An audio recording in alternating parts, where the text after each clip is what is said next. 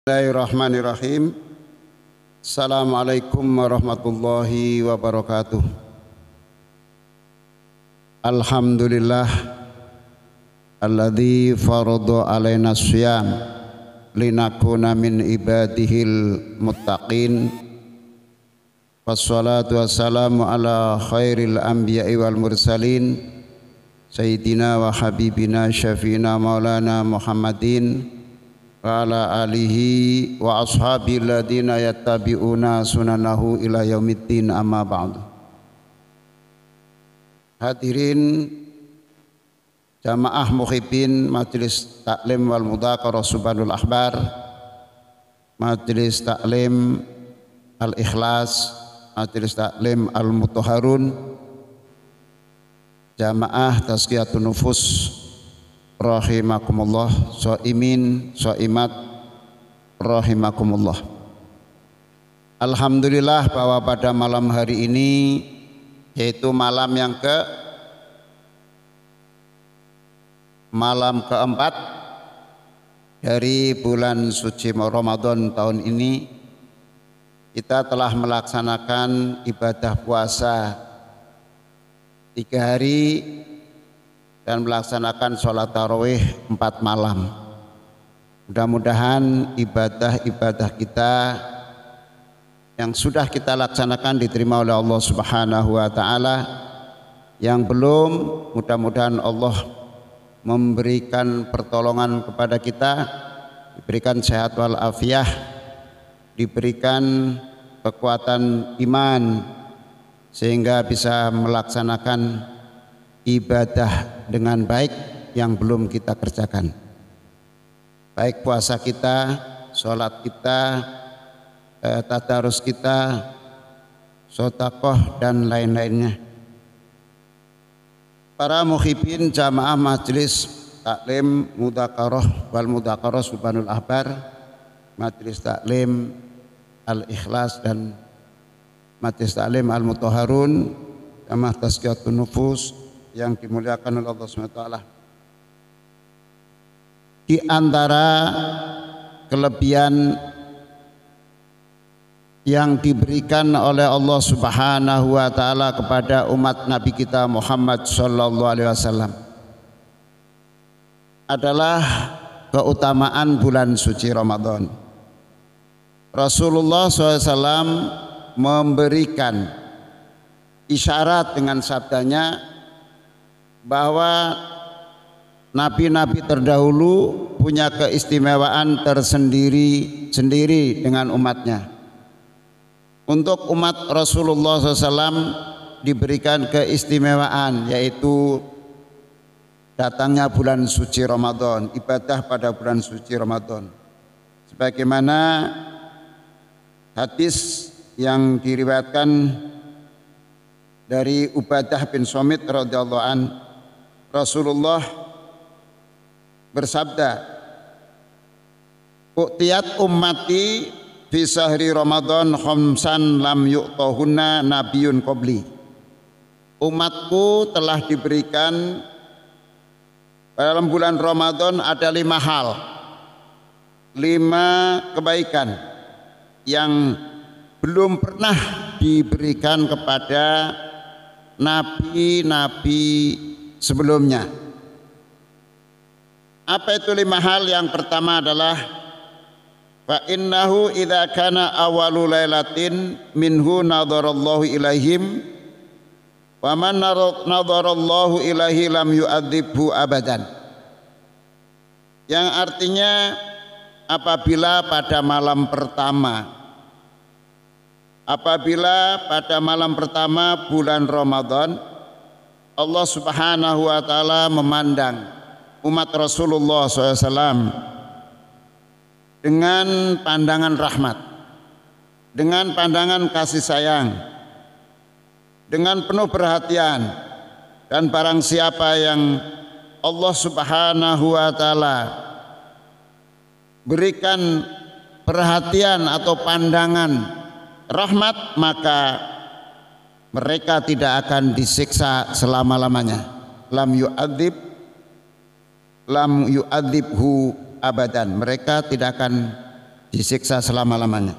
Ini adalah satu keutamaan yang diberikan oleh Allah untuk umat Nabi Muhammad SAW ketika masuki bulan suci Ramadan.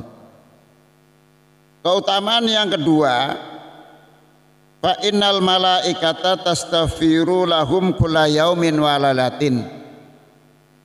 Sungguhnya para malaikat Allah memintakan ampun untuk umat Rasulullah SAW. Setiap hari dan setiap malam mereka beristighfar, memohonkan ampun kepada umat Rasulullah SAW. Satu di antara tugas para malaikat adalah memohonkan ampun kepada Allah untuk umat Rasulullah SAW. Di dalam ayat Al-Quran ada beberapa ayat tentang malaikat memberikan subsidi istighfar. Misalkan dalam surah Asy-Syura ayat 5, Allah berfirman, takatus samawati yatafattarna wal malaikatu yusabbihuna bihamdi rabbihim wa yastaghfiruna liman fil ardi ala innallaha huwal ghafurur rahim. Yang artinya langit-langit itu hampir pecah.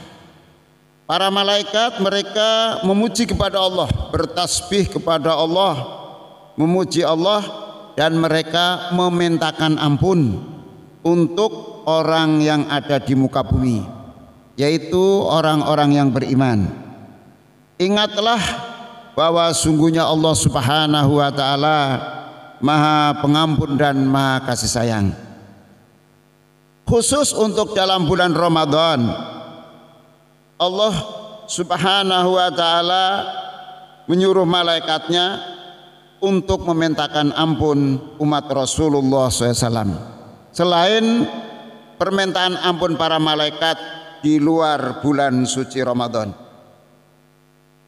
Dan tentunya banyak bahwa kalau kita mengungkapkan fadilah istighfar, orang-orang yang beriman senantiasa banyak beristighfar seperti anjuran Rasulullah, amalan yang hadis yang lalu telah disampaikan bahwa orang yang berpuasa seyogyanya banyak mengucapkan asyhadu alla ilaha illallah astaghfirullah. Itu adalah bagian dari keutamaan istighfar yang juga para malaikat pun membantunya agar kita umat Rasulullah SAW semakin bersih dosanya. Namun demikian, kita sebagai orang beriman nggak boleh merasa aman karena sudah ada permohonan malaikat untuk memberikan ampunan kepada kita. Maka orang yang mengabaikan terhadap perbuatan maksiat, kalau itu mengatakan berbuat maksiat kecil lalu dia berbuat maksiat tidak merasa takut, itu berbahaya karena bisa terjadi menjadi sikap orang munafik. Karena kita merasa banyak dimohonkan ampun oleh para malaikat, dapat ampunan dari Allah lewat para malaikat yang membantunya, kemudian kita merajalela atau kita melaksanakan dosa-dosa dengan sengaja, maka itu berbahaya. Karena orang-orang munafik itu punya sifat, dia menganggap dosanya itu kecil seperti lalat. Kalau kita sebagai orang mukmin itu harusnya takut kepada Allah, walaupun perbuatan maksiat itu kecil, kalau itu betul-betul melanggar larangan Allah atau meninggalkan perintah Allah, itu adalah maksiat, itu akan membahayakan. Ada perbedaan dalam memperhatikan dosa bagi orang beriman dan orang yang munafik. Rasulullah bersabda dalam hadis riwayat Imam Bukhari dari Abu Hurairah radhiyallahu an yang berbunyi, al-mu'minu yara dzambahu, al-mu'minu yara dzambahu kal jibali fauqa ra'sihi yakhafu ayyaqa'a alaihi. Orang mukmin itu memandang dosanya itu seperti bukit atau seperti gunung. Dia itu takut gunung itu akan menjatuhi dirinya. Itu sifat orang yang beriman. Sangat takut dengan perbuatan dosa, perbuatan maksiat walaupun kecil. Tapi orang munafik berbeda. Al munafiqu yara dzambahu kadzubab. Orang munafik itu memandang dosanya, kesalahannya, maksiatnya hanya seperti lalat. Dia berbuat dosa dianggapnya kecil, remeh. Seperti lalat kadzubabi yamuru ala angfihi fa'atarahu. Seperti lalat yang nempel di hidungnya, lalu kemudian dia menepisnya, lalu lalat itu terbang. Begitulah pandangan orang yang munafik, menganggap dosanya itu kecil, remeh. Ini adalah berbahaya. Biar kecil, kalau terus-menerus akan menjadi dosa besar. Tapi bagi orang yang beriman, selalu banyak istighfar kepada Allah, selain juga mendapatkan istighfar dari para malaikat di bulan Ramadan ini. Yang ketiga, Allah Subhanahu wa taala menyuruh surganya. Menyuruh surganya, Allah berfirman kepada surga, tazayyini li ibadis shaimin yusiku ayyastarihu min ta'abid dunya ila dari wa karamati. Berhiaslah engkau hai surga untuk hamba-hambaku yang mengerjakan ibadah puasa, yang melaksanakan ibadah puasa dengan ikhlas. Hampir-hampir mereka itu istirahat dari kelelahan kehidupan dunia. Memang orang hidup di dunia itu enggak ada yang dia enak, tentunya dia pasti capek, lelah. Lelah mencari nafkah, lelah beribadah, dan kelelahan yang lainnya. Itu adalah suatu asbab ikhtiar untuk menjadi orang yang beruntung. Surga di bulan Ramadan, Allah katakan, berhiaslah kamu untuk hambaku yang berpuasa, karena mereka hampir istirahat dari kelelahan dunia menuju negeriku dan kemuliaanku di akhirat kelak. Yang keempat, Rasulullah mengatakan, fa inna ra'yahata afahim hina yumsuna takunu atyabu mirhil miski. Sungguhnya bau mulut orang yang berpuasa ketika masuk siang hari itu besok akan diganti oleh Allah menjadi lebih harum daripada minyak misik di akhirat. Kemudian yang terakhir, yang kelima, bahwa keutamaan di bulan Ramadan untuk pembeda umat Rasulullah SAW pada umat yang lainnya, fa innahu idza kana akhiru lailatin minhu ghafarallahu lahum jami'an. Fa innal umala ya'maluna fa idza faruhu min a'malihim ufu ujurahum, rawahu Tabrani, kama qala Rasulullah sallallahu alaihi wasallam. Yang artinya apabila masuk malam terakhir dari bulan Ramadan, Allah Subhanahu wa taala mengampuni dosa-dosa umat Rasulullah sallallahu alaihi wasallam, khususnya yang berpuasa, yang meninggalkan maksiat, yang menjauhi larangan Allah. Karena apa? Karena sungguhnya para pekerja itu mereka bekerja, orang-orang yang beramal, yang beribadah. Manakala mereka selesai melakukan pekerjaannya, maka mereka akan dipenuhi ganjarannya. Artinya beruntunglah orang yang senantiasa di bulan Ramadan taat kepada Allah Subhanahu wa taala. Yang pertama, senantiasa melaksanakan ibadah puasa kecuali yang udzur syara, kemudian ditambah dengan ibadah kesunahan-kesunahan, baik ibadah ritual, sholat raweh, sholat malam, sholat tahajud, atau witir dan atau membaca Quran, dan juga berzikir, maka Allah Subhanahu wa taala akan memenuhi ganjarannya. Itulah yang disebut orang yang beruntung.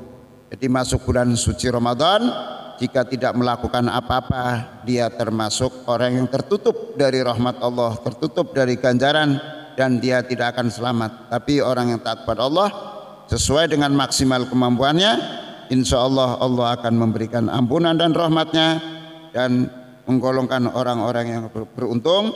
Insya Allah jiwanya akan suci. Demikianlah yang dapat kami sampaikan sebagai ungkapan bahwa kita sebagai umat Islam harus senantiasa memperhatikan perintah-perintah Allah dan menjauhi segala yang Allah larang, dan kita berusaha untuk mendekat dengan macam-macam ibadah, khususnya di bulan Ramadan ini. Hadanallahu wa iyyakum ajmain. Assalamualaikum warahmatullahi wabarakatuh.